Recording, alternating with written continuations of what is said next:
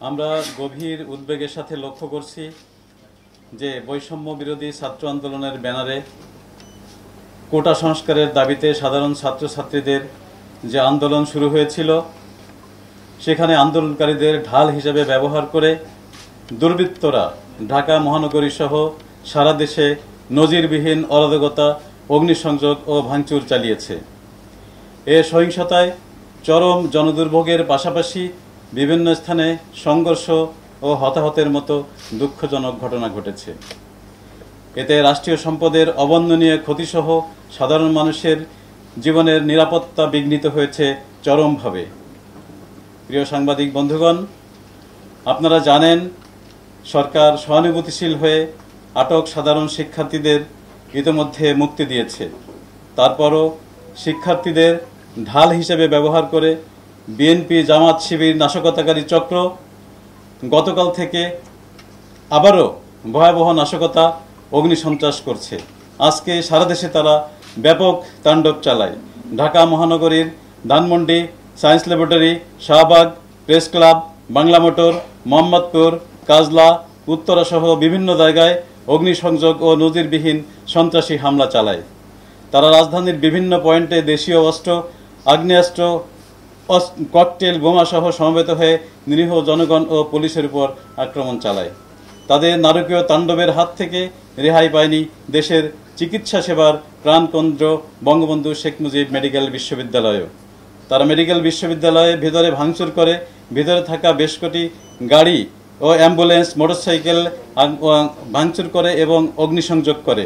তারা ঢাকা মেট্রোপলিটন যে আদালত সেখানেও তারা ভাঙচুর ও অগ্নিসংযোগ করে। খিলগাঁও থানা, যাত্রাবাড়ি থানা, শাহবাগ থানা আক্রমণ করে এবং ঢাকা শহরের 10টি পুলিশ বক্সে ভাঙচুর ও অগ্নিসংযোগ করে। কয়েকটি পুলিশের গাড়ি ভাঙচুর ও অগ্নিসংযোগ করে। তাদের গুলিবর্ষণে 3 জন পুলিশ সদস্য আহত হয়। ওয়ারি বিভাগের ডিসি সহ মোট 11 জন পুলিশ সদস্য আহত হয়। তাদের নাশকতামূলক কার্যকলাপ নিঃসন্দেহে প্রমাণ করে তারা কেউই ছাত্র নয়, তারা সন্ত্রাসী, তারা জঙ্গি, তারা আইন বিরোধী।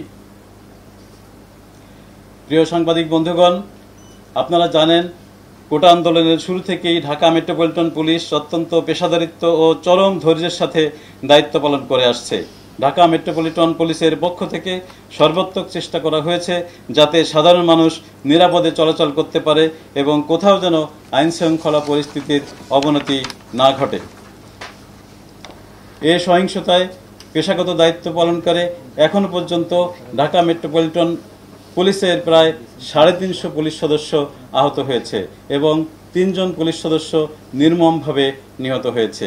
আজকেও সিরাজগঞ্জ জেলার ইনায়তপুর থানায় দায়িত্বরত 13 জন পুলিশ সদস্যকে তারা নির্মমভাবে পিটিয়ে হত্যা করেছে। গতকাল আমরা দেখেছি খুলনা মেট্রোপলিটন এলাকায় একজন পুলিশ সদস্যকে সাপ মারার মতো তারা পিটিয়ে হত্যা করেছে। এই সন্ত্রাসী গোষ্ঠী যে কার্যক্রম করছে এটিতে আমাদের পেশাগত দায়িত্ব পালনে যে আইনানুগ ব্যবস্থা গ্রহণ করা দরকার সেটি যথাযথভাবে করা হবে। আমাদের পেশাগত দায়িত্ব পালনে আইন শৃঙ্খলা বাহিনীর সদস্য এবং সাংবাদিক সহ অনেকেই হতাহত হয়েছে। আমরা এর জন্য দুঃখ প্রকাশ করছি, আপনারা সেটি জানেন। প্রিয় সাংবাদিক বন্ধুগণ, আমরা এ পর্যন্ত যথেষ্ট সহনশীলতা প্রদর্শন করেছি, যথেষ্ট সংবেদনশীলতা প্রদর্শন করেছি। আমাদের ব্যবস্থা গ্রহণ কোনো ছাত্রের বিরুদ্ধে নয়, আমাদের ব্যবস্থা গ্রহণ কোনো ছাত্রীর বিরুদ্ধে নয়, আমাদের ব্যবস্থা গ্রহণ সন্ত্রাসীদের বিরুদ্ধে, নাশকতাকারীদের বিরুদ্ধে, অগ্নিসংযোগকারীর বিরুদ্ধে, পুলিশ হত্যাকারীর বিরুদ্ধে। তাদেরকে বিন্দুমাত্র ছাড় দেওয়ার কোনো প্রশ্নই আসে না। প্রিয় সাংবাদিক বন্ধুগণ, আপনারা জানেন যে সারা বাংলাদেশে কারফিউ চলছে।